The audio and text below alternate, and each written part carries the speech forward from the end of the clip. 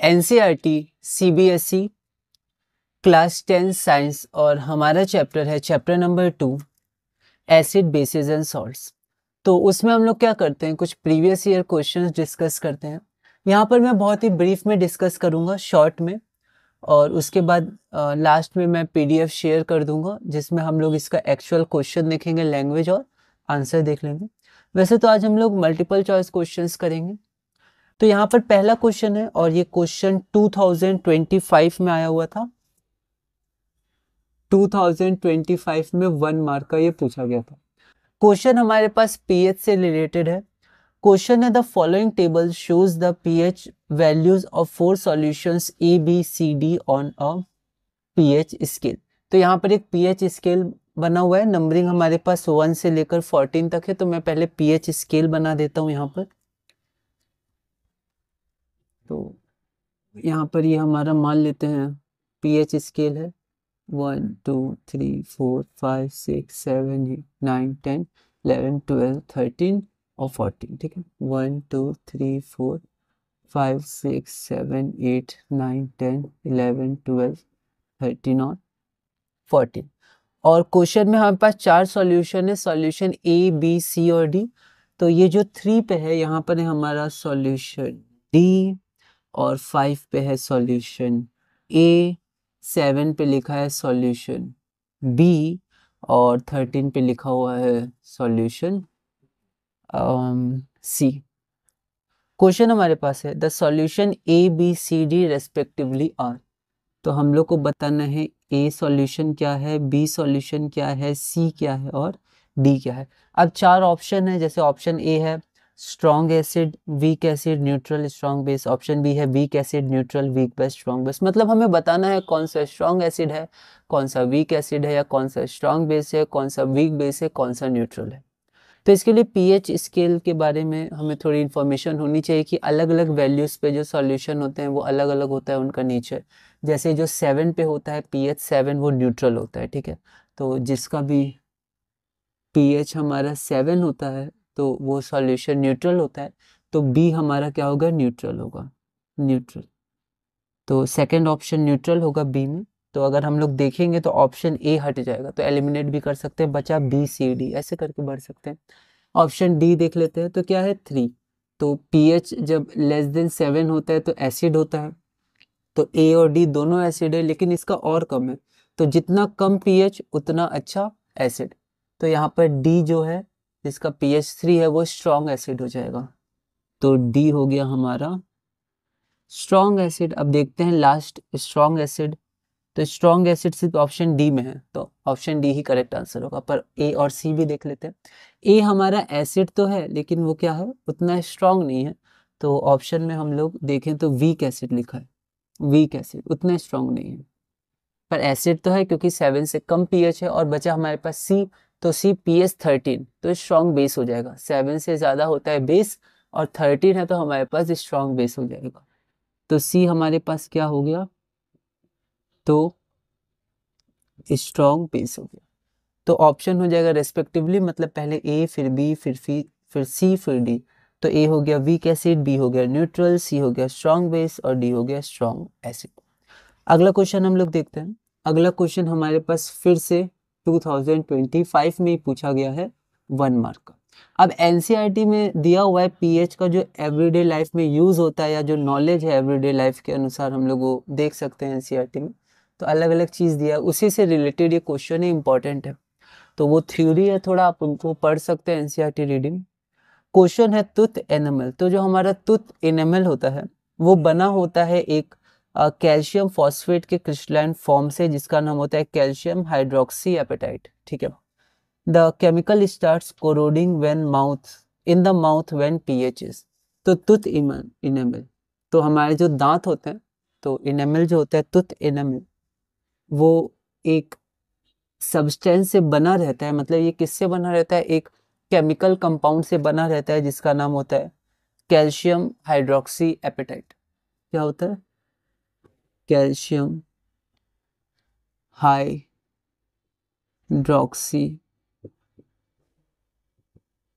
Apatite. तो calcium hydroxy apatite से बना होता है। अब क्या होता है कि ये जो सब्सटेंस है या केमिकल है, ठीक है, माउथ में वो कोरोड होने लगता है, ठीक है। तो वो कोरोड होने लगता है कब? जब पीएच कितना होगा। तो इसका जो कोरोजन शुरू होता है, मतलब ये टूटना या फिर गलना हम लोग बोल सकते हैं, स्टार्ट होता है। तो इसका जो कोरोजन स्टार्ट होता है कब? जब माउथ का पीएच कितना होता है ना, सबका एक पीएच होता है। तो माउथ का पीएच कितना होगा जब ये जो टूथ इनेमल, ये जो केमिकल कंपाउंड है जिससे बना हुआ ये कोरोड होगा, ठीक है। तो इसका ऑप्शन हमारे पास है पीएच जब 7 होगा, 5 होगा, 10 होगा या 14 होगा। तो जब एसिडिक कंडीशन होता है, एसिड्स, तो उसके कारण ये कोरोड होने लगता है, धीरे धीरे टूटने या गलना हम लोग ऐसा कह सकते हैं। तो ये टूटने बिखरने लगता है, कैल्शियम हाइड्रोक्सी एपेटाइट जब यहाँ पर एसिडिक होता है माउथ में जो कंडीशन होता है, या फिर हम लोग कह सकते हैं जब पीएच लेस देन 7 हो, क्योंकि एसिड में 7 से कम पीएच होता है। तो ऑप्शन हमारे पास सिर्फ बी है जिसमें पीएच 5 है, बाकी सब में एक में ऑप्शन 7 है, एक में 10 है, एक में 14 है। तो हमारा पीएच बराबर 5 हो जाएगा, जो कि हमारा ऑप्शन नंबर बी हो जाएगा। तो ये थोड़ा नॉलेज था, फैक्ट था। तो अगर आप एनसीईआरटी रीडिंग करिएगा उसमें अच्छे से शॉर्ट में बहुत सारी चीज़ें बताई गई हैं, तो उससे ये क्वेश्चन था। अगला क्वेश्चन हम लोग देखते हैं, और ये क्वेश्चन भी 2025 में ही 1 मार्क का पूछा गया है। अगला क्वेश्चन हम लोग देखते हैं। अगला क्वेश्चन हमारे पास है the warning sign shown in the figure must invariably be displayed. तो यहाँ पर एक वार्निंग साइन दिया हुआ है, एक साइन दिया हुआ है, मैं उसको ड्रॉ करता हूँ। ऐसे यहाँ पर एक साइन दिया हुआ है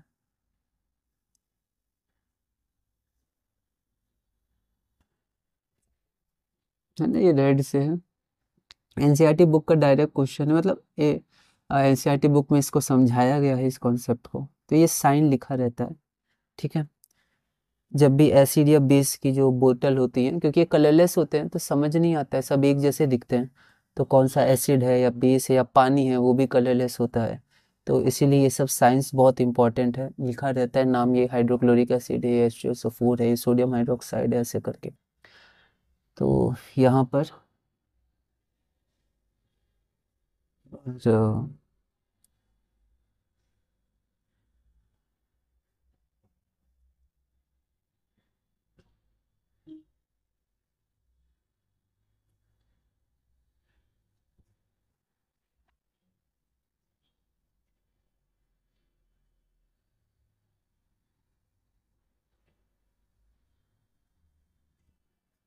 ठीक है, जो साइन हमारे पास है, तो यहाँ पर ये टेस्ट ट्यूब है जिससे ये कुछ लिक्विड निकल रहा है, और ये हमारा हाथ है जो हमारे हाथ को नुकसान पहुंचा सकता है।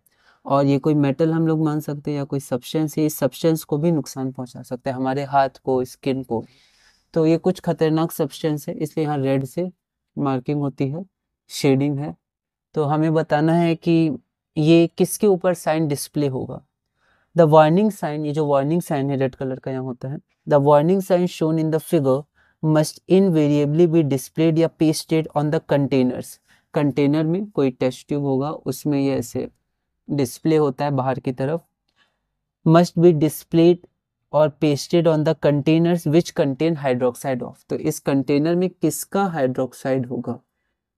अब देखिए हाइड्रोक्साइड क्या होता है, बेस। बेस बेस क्यों होता है, क्योंकि उसमें OH माइनस रहता है, हाइड्रोक्साइड आयन। वैसे एसिड एसिड क्यों होता है, क्योंकि उसमें H प्लस आयन रहता है।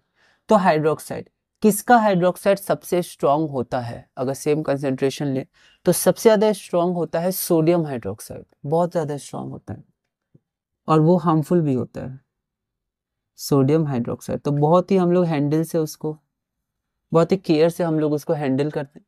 तो सोडियम हाइड्रोक्साइड, तो ऑप्शन है एल्यूमिनियम, कैल्शियम, सोडियम और मैग्नीशियम, किसके हाइड्रोक्साइड पे साइन होना ही चाहिए, तो सोडियम हाइड्रोक्साइड के, क्योंकि ये बहुत ही स्ट्रॉन्ग बेस होता है, एल्कली, स्ट्रॉन्ग एल्कली, क्योंकि वाटर में सॉल्युबल भी होता है, तो बहुत ही ज़्यादा ये स्ट्रॉन्ग बेस होता है, और इसलिए इसका ऑप्शन सी हो जाएगा एल्कली, है ना। पीडीएफ में हम लोग लैंग्वेज भी देखेंगे। अगला क्वेश्चन हम लोग देखते हैं, जो कि हमारा क्वेश्चन नंबर 4 है, और ये भी 2025 में ही 1 मार्क का पूछा गया। तो हम लोग को ये भी पता होना चाहिए कि 10th में किस लेवल के क्वेश्चन किस तरह के आते हैं, क्योंकि ये बहुत ही इंपॉर्टेंट और डेप्थ का टॉपिक है। जब आप क्लास 11th में जाइएगा और आप पीसीएम या पीसीबी लीजिएगा, या फिर आप PCM भी लीजिएगा, तो उसमें जो केमिस्ट्री पार्ट आप लोग पढ़िएगा उसमें 11th में ही हमें एसिड बेसिस और सॉल्ट्स के बारे में और डिटेल में पढ़ना है, अलग अलग कॉन्सेप्ट पढ़ने हैं उनके बारे में कि किस तरह से एसिड को डिफाइन करते हैं और कैसे कैसे, तो बहुत ही डिटेल का टॉपिक है। तो 10th लेवल पे हमें क्या क्या पढ़ना है वो बहुत इंपॉर्टेंट है, कितने लेवल तक क्वेश्चंस करने हैं, क्योंकि बहुत ही डेप्थ का ये टॉपिक है, ठीक है। तो इसलिए हम लोग को पता होना चाहिए कि किस तरह के क्वेश्चंस आते हैं बोर्ड में। क्वेश्चन नंबर 4 हम लोग देखते हैं, the body of human beings works within the pH range. और फिर से जब आप वो पीएच का जो एवरीडे लाइफ में जो पीएच का लिखा हुआ है एनसीईआरटी में, उसमें ही ये क्वेश्चन है, दूसरा क्वेश्चन ही आया है, तो अलग अलग सेट के क्वेश्चन हैं। तो यहाँ पर क्वेश्चन है कि हमारी जो ह्यूमन बॉडी होती है, ह्यूमन बींग्स की जो बॉडी होती है, वो किस पीएच रेंज में वर्क करती है। तो क्वेश्चन ऑप्शन है 6.1 से 6.8 रेंज में, ऑप्शन बी है 6.5 से 7.3 के रेंज में, 7.0 से 7.8 के रेंज में, या ऑप्शन डी हमारे पास है 7.5 से 8.1 के रेंज में। तो हमारी जो ह्यूमन बॉडी होती है वो किस रेंज में काम करती है, तो 7.0 से 7.8 के बीच में, तो न्यूट्रल से थोड़ा बेसिक, स्लाइटली बेसिक है ना, ये हमारा होता है बॉडी का पीएच रेंज। तो human body, the body of human beings works within the pH range of 7.0 to 7.8। 2025 1 mark का क्वेश्चन था। अब हम लोग आगे बढ़ते हैं, आगे हमारे पास है क्वेश्चन नंबर 5, और ये क्वेश्चन नंबर 5 फिर से 2025 1 मार्क का, ये फिर से इसमें फैमिली ऑफ सॉल्ट्स के बारे में पूछा गया। एनसीईआरटी आप रीडिंग करिएगा, इन सब में ये टॉपिक्स बहुत ही अच्छे से ब्रीफ में बताए गए हैं, बहुत ही इंपॉर्टेंट है। तो हमारे पास है family of salts, family of salts. तो यहाँ पर हमारे पास क्वेश्चन है, which of the given option represents a family of salts. तो 4 ऑप्शन है, कौन सा ऑप्शन फैमिली ऑफ सॉल्ट्स को रिप्रेजेंट करता है। तो ऑप्शन ए में दिया हुआ है NaCl sodium chloride, Na2SO4 sodium sulphate, CaSO4 calcium sulphate. Option B हमारे पास है K2SO4 potassium sulphate, Na2SO4 sodium sulphate, CaSO4 calcium sulphate. उसके बाद हमारे पास है NaNO3 sodium nitrate, CaCO3 calcium carbonate, और Na2CO3 सोडियम कार्बोनेट। अगला ऑप्शन हमारे पास है MgSO4 magnesium sulphate, CuSO4 copper sulphate, MgSO4 magnesium sulphate, ठीक है। तो यहाँ पर अगर हम लोग देखें तो कोई भी सॉल्ट कैटायन या एनायन से मिलकर बना होता है। तो यहाँ पर अगर आप देखिएगा इसको, तो यहाँ पर देखिए एनायन सेम है सब में, SO4 2 minus, SO4 2 minus, SO4 2 minus, sulphate sulphate sulphate. तो ये आपका फैमिली ऑफ सॉल्ट्स बनाते हैं, SO4 SO4 SO4। बाकी आप तीनों में देख सकते हैं कहीं भी ऐसा सेम नहीं है कुछ भी, इसमें आपका एनायन सेम है। तो ऑप्शन नंबर बी हो जाएगा हमारे पास। अगला क्वेश्चन हम लोग देखते हैं। अगला क्वेश्चन फिर से इंपॉर्टेंट क्वेश्चन है, और ये एक तरह से थ्योरी क्वेश्चन आप बोल सकते हैं, ये थ्योरी में दिया हुआ है एनसीईआरटी में, ठीक है। तो आपको रीडिंग करने, चैप्टर्स के बीच बीच से भी क्वेश्चंस बहुत सारे पूछे गए हैं, जैसे यही क्वेश्चन जो अगला क्वेश्चन हम लोग करने जा रहे हैं। अब हमारे पास अगला क्वेश्चन है असर्शन रीजन टाइप क्वेश्चन, और इसके 4 ही ऑप्शन होते हैं, ठीक है। तो ध्यान से हम लोग देखते हैं इस क्वेश्चन को। हमारे पास है क्वेश्चन नंबर 6। तो क्वेश्चन नंबर 6 हमारे पास क्या है, असर्शन हम लोग देखते हैं। असर्शन क्वेश्चन हमारे पास है, concentrated nitric acid is diluted by adding water slowly to acid with constant stirring। तो मान लीजिए कंसंट्रेटेड नाइट्रिक एसिड है, कंसंट्रेशन मतलब उसमें पानी की मात्रा बहुत कम है, कंसंट्रेटेड को हम लोग कॉन्क लिखते हैं।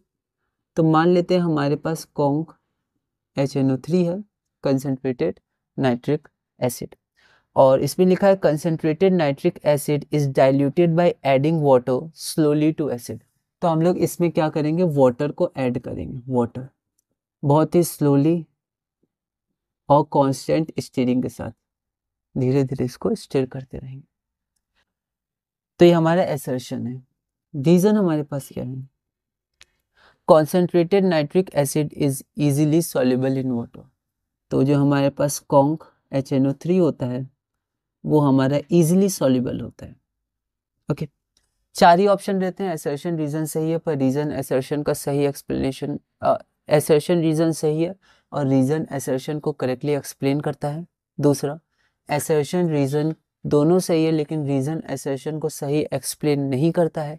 तीसरा, असर्शन से रीजन गलत है। चौथा, असर्शन गलत है, रीजन हमारे पास सही है। ठीक है, तो हम लोग देखते हैं।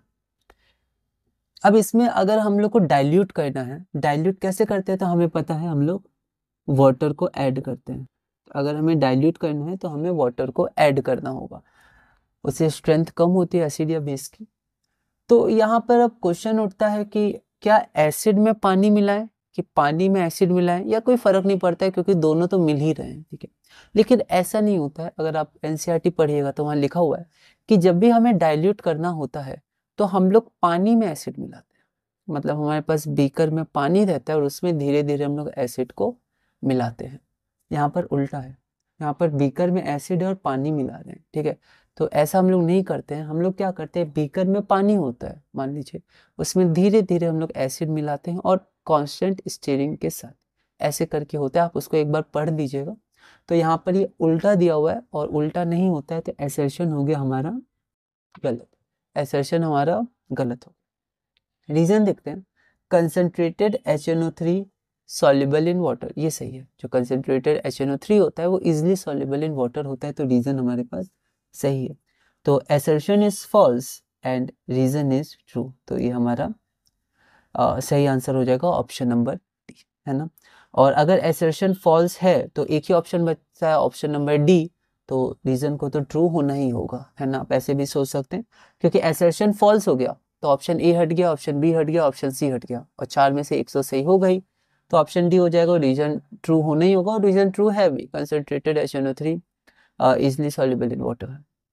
उसके बाद हम लोग आगे बढ़ते हैं, और ये बहुत ही इम्पॉर्टेंट कॉन्सेप्ट है, इसको एक बार थोड़ा सा हम लोग पहले समझ लेते हैं। अब एक्चुअली अगर हम लोग देखें तो हमारे पास जो सॉल्ट होता है उसको हम लोग न्यूट्रल मानते हैं, क्योंकि एसिड प्लस बेस सॉल्ट होता है। एसिड में H प्लस, बेस में OH माइनस, वो दोनों एक दूसरे को न्यूट्रलाइज करके H2O बना दिया तो सॉल्ट न्यूट्रल हो जाता है। ठीक है, लेकिन ये तभी होता है जब हमारा एसिड और बेस दोनों स्ट्रांग हो। ठीक है, तो हम लोग ये देखते हैं।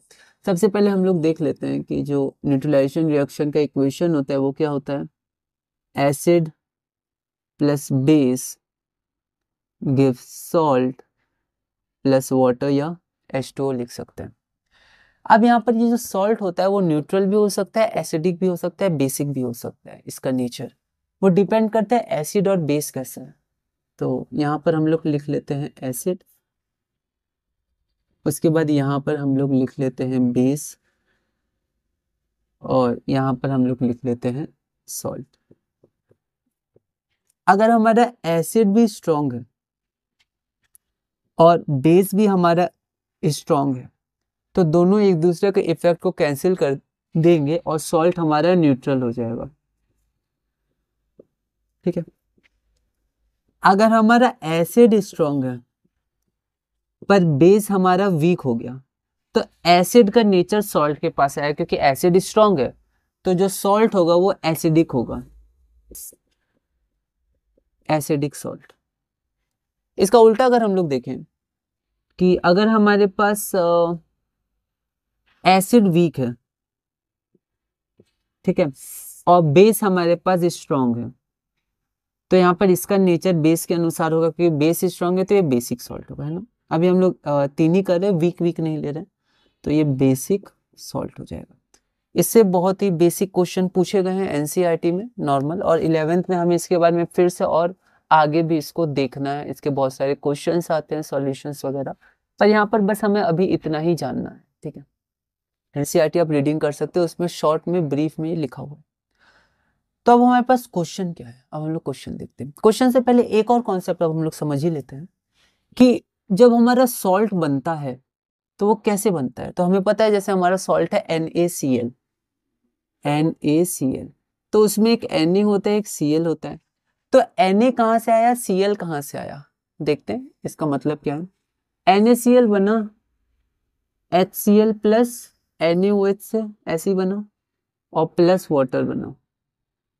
तो ये इसका जो Na इसको हम लोग कैटायन बोलते हैं, है ना, और इसको हम लोग एनायन बोलते हैं, माइनस Cl माइनस। अगर हम लोग इसको ब्रेक करेंगे Na प्लस और Cl माइनस। ये Na कहाँ से आया? तो देखिए Na यहाँ से आया, बेस से, बेस से। तो ये जो बेस ही कैटायन बना, मतलब बेस से Na प्लस और यहाँ ये कैटायन बना। और ये एनायन कहाँ से आया? तो एसिड से, एसिड से एनायन आया, ये देखिए, ठीक है। इसको हम लोग थोड़े यूज करेंगे। तो जो हमारा सॉल्ट होता है वो कैटायन और एनायन से बनता है ना। और जो हमारे पास कैटायन आता है वो आता है बेस से, और जो एनायन होता है वो आता है एसिड से। ओके, तो अब हम लोग आगे बढ़ते हैं।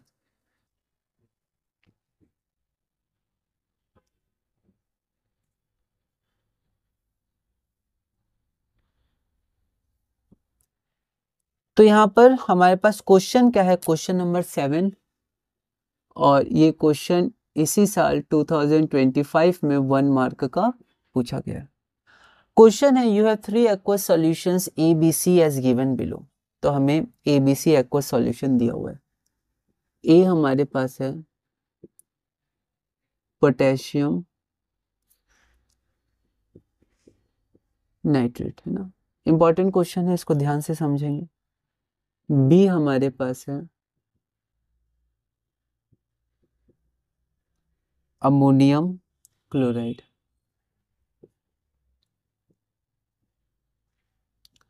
सी हमारे पास है सोडियम कार्बोनेट। ठीक है, बोला गया है ascending order of pH, ascending order of pH of this solution. Option A दिया हुआ है, A less than B less than C. Option B दिया हुआ है B less than C less than A. Option C दिया है C less than A less than B, और D दिया हुआ है B less than A less than C. तो हम लोग समझते हैं इसको। अब यहाँ पर ये सब न्यूट्रल नहीं है, ठीक है, कुछ एसिडिक हो सकते हैं, कुछ बेसिक, कुछ न्यूट्रल। पता कैसे चलेगा? तो पहले हमको पता करना होगा वो जो सॉल्ट है वो जिस एसिड या बेस से बना है वो क्या है, वीक है, स्ट्रॉन्ग है, कैसे। तो हम लोग बता सकते हैं वो जो सॉल्ट बना होगा वो कैसा है, एसिडिक है, बेसिक है या न्यूट्रल है।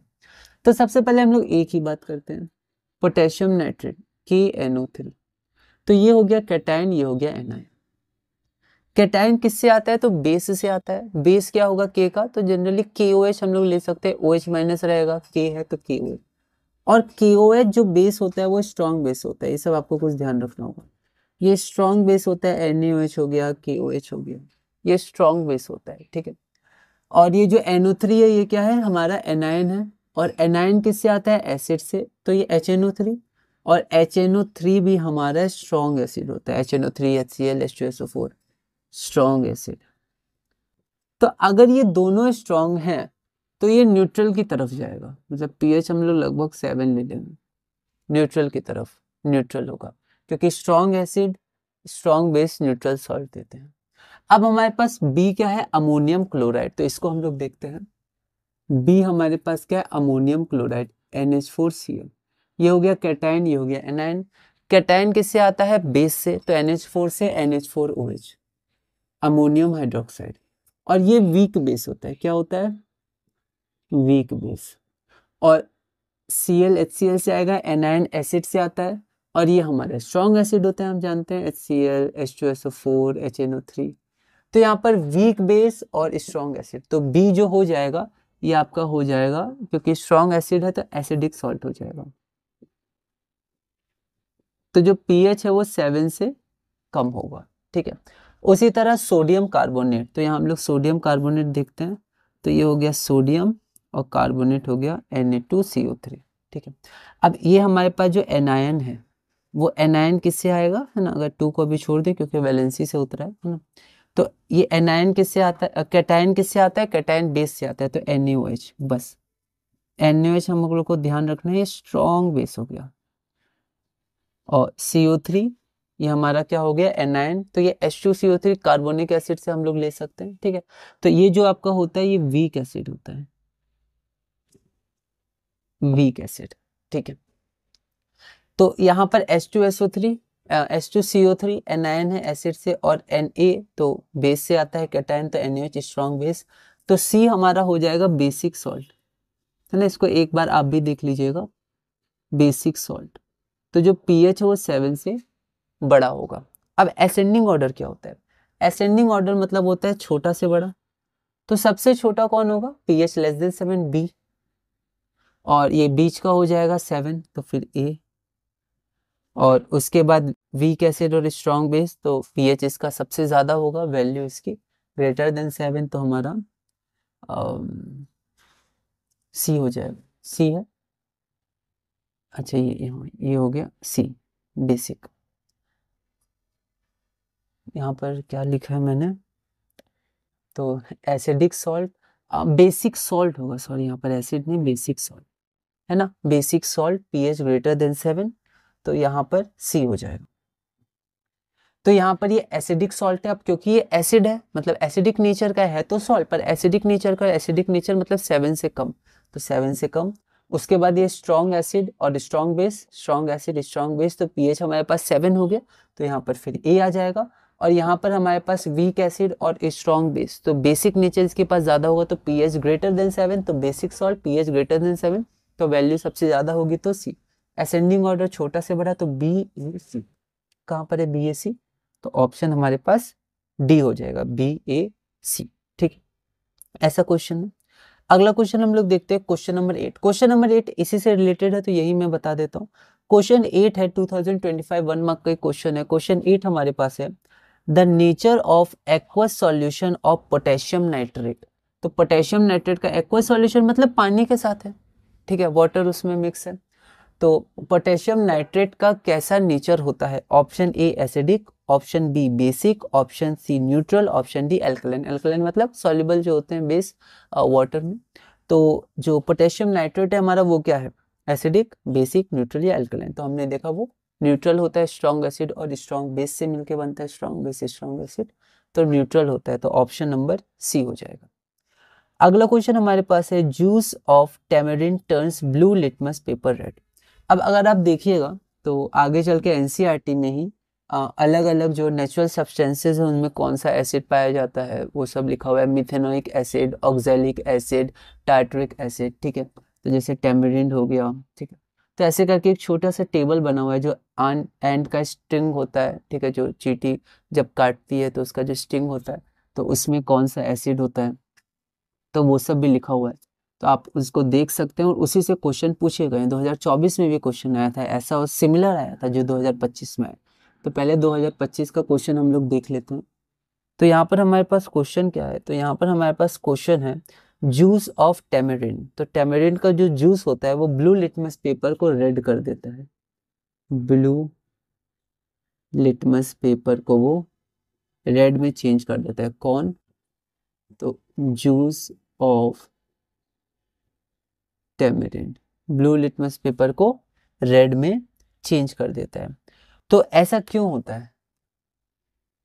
ऐसा क्यों होता है? तो ऐसा होता है, it is because of the presence of a chemical compound called, तो एक केमिकल कंपाउंड होता है उसमें, जिसके कारण ये ब्लू लिटमस पेपर को रेड में चेंज कर देता है। और उस केमिकल कंपाउंड का नाम क्या है? 2025 1 मार्क। पहला ऑप्शन है acetic acid, methanoic acid, oxalic acid या टार्टरिक एसिड। तो टैमरिंड सबसे पहले तो एसिड होगा, क्योंकि ब्लू लिटमस पेपर रेड में बदल रहा है, मतलब एसिड है। पर चारों ऑप्शन ही एसिड के हैं, acetic acid, methanoic acid, oxalic acid and tartaric acid. तो ये आपको ध्यान रखना है, टार्टरिक एसिड होता है, टैमरिंड में टार्टरिक एसिड होता है, और वो एसिडिक in नेचर होता है, तो ब्लू लिटमस को रेड में चेंज कर देता है। अब हम लोग एक क्वेश्चन और करेंगे, क्वेश्चन नंबर 10। तो एक बार हम लोग क्वेश्चन नंबर 10 को देख लेते हैं। तो क्वेश्चन नंबर 10 हमारे पास क्या है? Solid calcium oxide, calcium oxide ये हो गया, वो सॉलिड है। Solid calcium oxide reacts vigorously, vigorously मतलब तुरंत रिएक्ट करता है, उसमें बहुत सारा हीट होता है, बहुत तेजी से रिएक्शन करता है, हीट निकलता है उसमें। Reacts vigorously with water to form calcium hydroxide, तो पानी के संग वो रिएक्ट करता है और वो क्या बनाता है, CaOH whole twice calcium hydroxide, accompanied by the accompany मतलब साथ में, तो इसके साथ में क्या निकलता है, मतलब लिबरेट होता है, निकलता है accompanied by the liberation of heat, तो इसके संग क्या निकलता है, तो हीट निकलता है। From the information given above it may be concluded that this reaction, अगर आपको ध्यान है ये रिएक्शन हमने कहाँ पढ़ा था, तो चैप्टर नंबर 1 में कॉम्बिनेशन रिएक्शन में हमने देखा था, एक्सोथर्मिक रिएक्शन का भी एक एग्जाम्पल था, ऐसे क्वेश्चंस आते हैं, आ सकते हैं। अब क्वेश्चन हमारे पास है कि ये जो रिएक्शन है वो क्या है, पर सिर्फ रिएक्शन नहीं बताना है, साथ में पीएच भी बताना है। ऑप्शन ए है this reaction is endothermic and pH of the solution is more than 7। Option B है reaction is exothermic and the pH of the solution is 7। Option C है the reaction is endothermic and the pH of the solution is 7, और option D है the reaction is exothermic and pH of the solution is more than 7। मतलब हमें दो चीज यहाँ बतानी है, पहला ये रिएक्शन एक्सोथर्मिक है या एंडोथर्मिक है, और दूसरा इसका पीएच क्या होगा, 7 होगा, 7 से ज्यादा होगा या कम होगा, जैसे ऑप्शन में है। तो सबसे पहले तो हीट लिबरेट हो रही है तो एक्सोथर्मिक है, बाहर निकलती है हीट। तो एंडोथर्मिक के जो ऑप्शन है, ऑप्शन ए और ऑप्शन सी, वो तो हट जाएंगे, बचे बी और डी। अब ऑप्शन बी में पीएच लिखा है 7 और ऑप्शन डी में पीएच लिखा है मोर देन 7, तो कैसे पता लगे? तो देखिए हमारे पास बन क्या रहा है, CaOH होल ट्वाइस, और इसमें क्या है, OH माइनस, मतलब बेस है, मतलब इसका बेसिक कैरेक्टर है, बेसिक नेचर है। और जो बेसिक नेचर के होते हैं, जो बेस होते हैं, वो क्या करेंगे, अल्कली भी है क्योंकि सॉल्युबल इन वाटर है, तो ये बेस है, अल्कली भी कह सकते हैं। तो इसका बेसिक नेचर है, और बेस के लिए, बेसिक नेचर के लिए, बेसिक सॉल्यूशन के लिए पीएच क्या होता है, 7, 7 से कम या 7 से ज्यादा। तो pH is more than 7, greater than 7। तो ऑप्शन नंबर डी हो जाएगा कि reaction is exothermic and pH of the solution formed is more than 7। तो इसी के साथ हमने क्वेश्चन नंबर 10 तक पूरा किया। और भी क्वेश्चंस हैं, उनको हम लोग देखेंगे एमसीक्यू में। फिर इसके कुछ लैंग्वेज क्वेश्चंस भी है, 2 मार्क्स, 3 मार्क्स, 5 मार्क्स, ऐसे भी क्वेश्चंस हैं। बहुत इंपॉर्टेंट चैप्टर है, और भी इसके टॉपिक्स हैं, उनको भी हम लोग देखेंगे। और इसी तरह धीरे धीरे हम लोग CBSE class 10 science chapter 2 acids, basis and salts में आगे बढ़ेंगे। तो यहाँ पर लैंग्वेज में एक बार हम लोग देख लेते हैं। The following table shows the pH values of 4 solutions ABCD। ठीक है, तो ABCD क्या है, यहाँ पर 4 ऑप्शन है, तो ऑप्शन डी हो जाएगा। अगला क्वेश्चन है, tooth enamel is made up of calcium hydroxy apatite, a crystalline form of calcium phosphate. The chemical starts corroding in the mouth. तो माउथ में ये केमिकल जो होता है कोरोड करने लगता है, ठीक है, टूटने लगता है जब pH ऑफ माउथ कितना होता है, तो 5। एसिडिक जब वहाँ पर इन्वायरमेंट होता है तो लेस देन 7, तो 5, pH लेस देन 7, तो यहाँ पर 5 ऑप्शन है। The warning signs shown in the figure must invariably be displayed और pasted on the containers which contain hydroxide of. किसके हाइड्रोक्साइड पे ये साइन होता है, ऐसा साइन, तो सोडियम हाइड्रोक्साइड ये सबसे स्ट्रॉन्ग होता है और हार्मफुल भी होता है। बहुत ही केयर से हम लोग को इसको हैंडल करना होता है। The body of human beings works within the pH range of. तो जो बॉडी होता है ह्यूमन बींग्स का, वो किस pH रेंज में काम करता है, 20, 25, 1 मार्क, तो 7.0 से 7.8। अगला क्वेश्चन हमारे पास है, which of the given option represents a family of salts, 20, 25, 1 mark. Family of salts तो SO4, SO4, सल्फेट आयन है, ऑप्शन बी, तीनों में सल्फेट आयन है। अगला क्वेश्चन है assertion, concentrated nitric acid is diluted by adding water slowly to acid with constant stirring. तो ये उल्टा लिखा गया है, एसर्शन गलत है, और concentrated nitric acid is easily soluble in water, reason सही है, तो हमारा ऑप्शन नंबर डी हो जाएगा। अगला है, you have 3 aqueous solution ABC। तो ये हमारे पास 3 सॉल्ट है, ठीक है, और ऐसा नहीं है सॉल्ट हमेशा न्यूट्रल होता है, स्ट्रॉन्ग एसिड और स्ट्रॉन्ग बेस के सॉल्ट न्यूट्रल होते हैं ना, हमने थोड़ा सा डिस्कस किया, आप और भी इसको देख सकते हैं। The ascending order of pH, तो BAC। अगला है the nature of aqueous solution of potassium nitrate. तो ये स्ट्रॉन्ग एसिड और स्ट्रॉन्ग बेस से बना है, तो इसका नेचर न्यूट्रल होता है, ऑप्शन सी। अगला क्वेश्चन है, juice of tamarind turns blue litmus to red, मतलब एसिडिक है ना, मतलब इसमें एसिड होगा। It is because of the presence of a chemical compound called. अब ये सब एसिड है, तो इसमें हमें ध्यान रखना है टार्ट्रिक एसिड। एक छोटा सा टेबल दिया NCERT में, उसका हमें ध्यान रखना है। अगला क्वेश्चन हमारे पास है, sodium solid calcium oxide reacts vigorously with water to form calcium hydroxide accompanied by the liberation of heat from the information given above. मतलब ये जो information हमें दी गई है उससे हमें बताना है. It may be concluded that this reaction, तो ये reaction क्या है, एंडोथर्मिक है और pH of solution more than 7. Endothermic तो नहीं है, एक्सोथर्मिक है. Exothermic and pH of the solution is 7. 7 नहीं होगा क्योंकि CaOH whole twice calcium hydroxide, तो ये बेस होता है तो बेसिक होगा, तो pH ग्रेटर देन 7 होगा, तो B भी नहीं होगा. इज एंडोथर्मिक, एंडोथर्मिक तो होगा नहीं. इज एक्सोथर्मिक मतलब reaction exothermic and pH of the solution formed is more than 7. तो हाँ pH ग्रेटर देन 7 होगा क्योंकि CaOH होल ट्वाइस ये हमारा बेस होता है, तो D हो जाएगा ऑप्शन. तो इसके और भी क्वेश्चंस हैं, हम लोग उसको भी धीरे धीरे करेंगे और इसी तरह धीरे धीरे हम लोग CBSE class 10 science chapter 2 acids bases and salts में आगे बढ़ेंगे.